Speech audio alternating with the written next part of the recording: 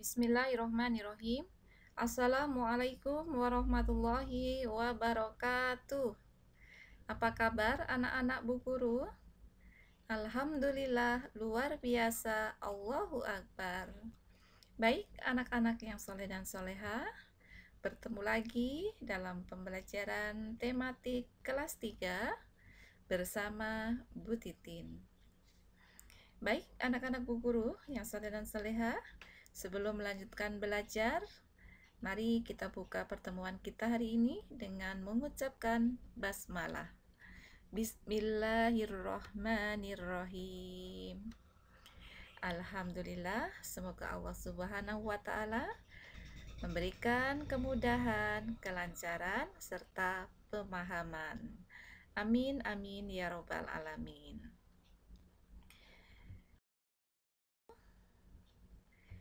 Hari ini kita masuk di tema 3, benda di sekitarku, subtema 2, wujud benda, pembelajaran 6.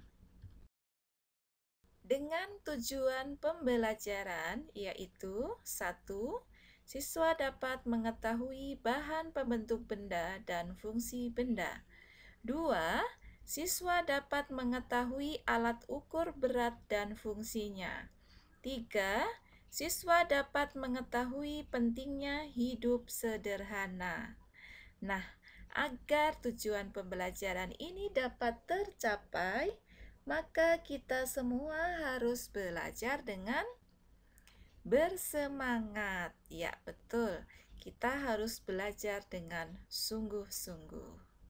Baik, langsung saja masuk pada materi. Aneka wujud benda sebagai anugerah Tuhan. Setiap benda mempunyai sifat dan fungsinya masing-masing. Kamu telah mempelajari benda dan sifatnya. Ya, ada benda padat, benda cair, dan benda gas. Dengan sifat masing-masing, benda padat memiliki bentuk tetap, ya. Benda cair mengikuti bentuk wadahnya, dan benda gas sifatnya juga mengikuti bentuk wadahnya, ya. Contoh benda padat ada meja, ada kursi, ada batu, dan lain sebagainya. Contoh benda cair ada air, ada kecap, dan sirup. Nah, untuk benda gas contohnya udara, awan, dan asap. Nah, nanti kalian bisa mencari contoh yang lainnya ya. Baik, selanjutnya bahan pembentuk, wujud, dan fungsi benda. Nah, anak-anak bisa memperhatikan benda-benda yang ada di sekitar kalian. Kalian bisa mengamati, bisa menuliskan bahan pembentuknya, wujud bendanya, juga fungsi dari benda tersebut. Seperti kursi, bahan pembentuknya kayu, wujudnya padat, fungsinya sebagai tempat duduk. Lalu nama bendanya ada rak buku, bahan pembentuknya kayu. Ya, ada rak buku juga yang bahan pembentuknya dari plastik. Nah, wujudnya padat dan fungsinya sebagai tempat menyimpan buku. Nah, kalian bisa melihat contoh dalam tabel dan kalian bisa menuliskan contoh nama benda yang lain. Nah, lalu kalian tuliskan bahan pembentuknya, wujud bendanya, juga kalian bisa menuliskan fungsi dari benda yang kalian tuliskan. Ya. Baik, anak-anak hebat. Perhatikan gambar berikut ini. Ya, Siti sedang memperhatikan timbangan untuk menimbang bayi. Semua timbangan berwujud benda padat. Apakah kamu pernah melihat timbangan selain berwujud benda padat? Iya, tidak ada ya. Semua timbangan itu berwujud benda padat. Ada beberapa satuan massa yang disebut berat, seperti kilogram, gram, ons. Ya, ketika satuan ini saling Nah, berikut adalah contoh gambar timbangan, ya. Alat ukur untuk mengukur satuan berat adalah timbangan. Ya. Timbangan yaitu alat untuk mengukur nilai berat suatu benda sehingga kita bisa membandingkan berat suatu benda dengan benda lain. Nah, ini adalah contoh alat ukur yang sering kita jumpai. Nah, ini adalah gambar dari timbangan duduk. Ya, betul, ya. Lalu juga ada gambar neraca. Nah, ya. Alat ukur untuk menimbang yang biasanya digunakan oleh para peternak, pedagang, jasa laundry atau koki. Ya, timbangan duduk, ya. Biasa untuk menimbang benda-benda yang berat seperti beras, ya, 1 karung beras, 2 karung, ya. Lalu menimbang baju-baju yang berat. Nah, lalu ada neraca. Setiap benda memiliki massa, yaitu banyaknya zat yang terkandung di dalamnya. Massa benda dapat diukur dengan neraca. Ada beberapa jenis neraca, yaitu neraca Ohaus, neraca digital, neraca analitis, dua lengan, dan neraca lengan gantung. Mengukur massa benda memerlukan jenis neraca yang sesuai agar hal pengukurannya tepat. Ya, betul sekali. Ya, berikut ini adalah gambar timbangan badan. Berfungsi sebagai alat ukur berat badan seseorang. Alat ukur berat satu ini biasanya ditempatkan pada puskesmas, rumah sakit, atau apotek. Nah, ini adalah gambar timbangan digital.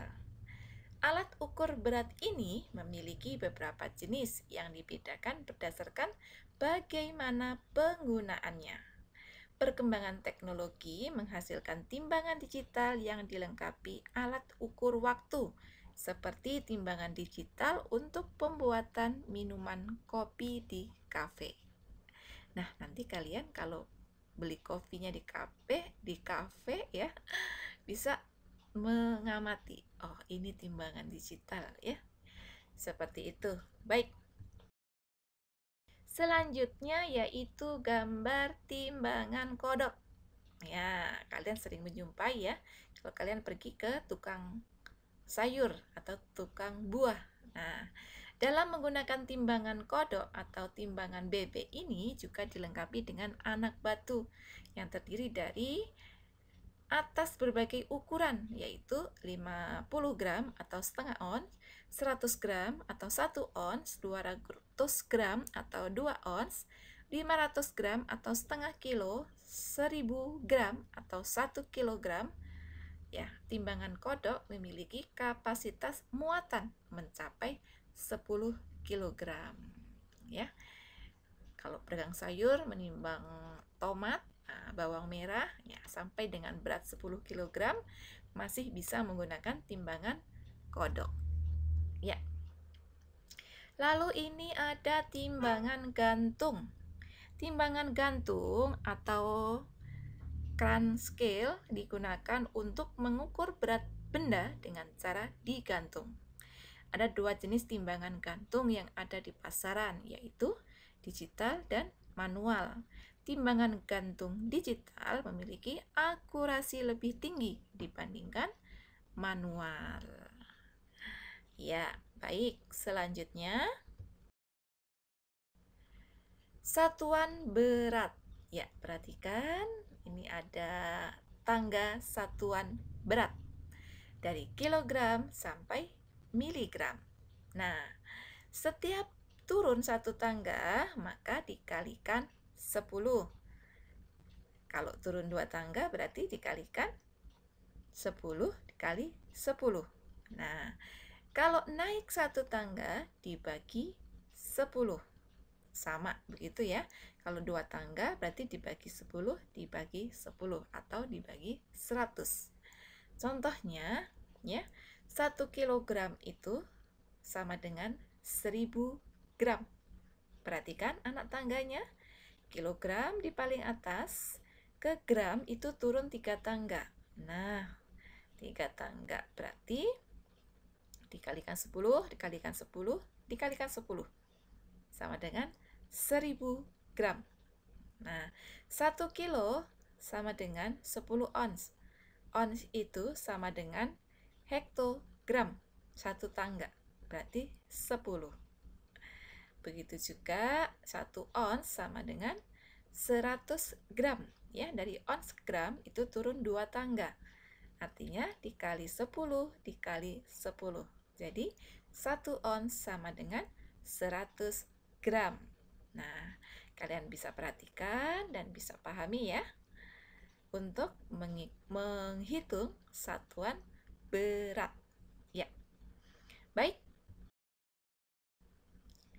Selanjutnya yaitu lakukan percobaan berikut. Percobaan menimbang dengan timbangan kue. Perhatikan berat benda 1 kg dan 1000 gram. Apakah benda tersebut menunjukkan berat yang sama? Nah, ini dia gambarnya. Ada gambar 1, gambar 2, gambar 3. Ya. Satuannya ons, gram. Ya. Gambar 1 menunjukkan bahwa 1 kilo itu sama dengan 10 ons. Lalu bagaimana gambar 2? Iya, betul. Gambar 2 itu menunjukkan bahwa 1 kilo sama dengan 1000 gram. Lalu bagaimana dengan tepung yang 1 ons? Iya, tepung menunjukkan bahwa 1 kilogram ya sama dengan 100 dekagram. Nah, jadi ketiganya ini sama 1 kilogram. Ya, diamati lalu dipahami. Oke, sampai di sini. Semoga kalian bisa paham ya. Ya, baik. Kita lanjutkan. Lani sering membantu ayahnya menjaga toko. Lani membantu ayah menimbang bahan-bahan makanan. Orang tua Lani cukup berada, namun Lani anak yang sederhana. Hidup sederhana adalah hidup yang sesuai dengan kebutuhan. Hidup yang wajar, pantas, dan layak. Hidup yang tidak berlebihan dalam menggunakan harta. Kata-kata berikut yang dilingkari sesuai dengan hidup sederhana. Ya, perhatikan. Ya, ini adalah kata-katanya. Yang dilingkari berarti sesuai dengan sikap hidup sederhana. Rendah hati, cermat, berbagi secukupnya, dan hemat. Yang tidak dilingkari berarti tidak sesuai sikap hidup sederhana. Ya, baik. Mengapa sikap sederhana penting diterapkan dalam kehidupan sehari-hari? Ya, benar. Hidup sederhana membawa banyak manfaat bagi manusia. Hidup sederhana mengajarkan seseorang untuk rendah hati, menggunakan secukupnya, mau berbagi, cermat, dan disiplin. Dengan demikian, kebutuhan hidup tercukupi dengan baik. Ya, jadi penting ya hidup sederhana itu. Iya. Selanjutnya, contoh sikap sederhana dalam kehidupan sehari-hari. Ya, berpakaian tidak berlebihan, sopan dan santun. Tidak memamerkan kekayaan orang tua di depan teman-temannya. Memiliki peralatan sekolah yang sewajarnya. Tidak menghamburkan uang untuk hal yang tak perlu. Bila ada jam pelajaran kosong karena gurunya berhalangan, waktu yang kita miliki sebaiknya dimanfaatkan untuk belajar mandiri. Tenggang rasa bila ada teman yang kurang mampu. Nah, ini adalah contoh sikap hidup sederhana. Kalian nanti bisa menyebutkan yang lain ya. Contoh sikap hidup sederhana dalam kehidupan sehari-hari.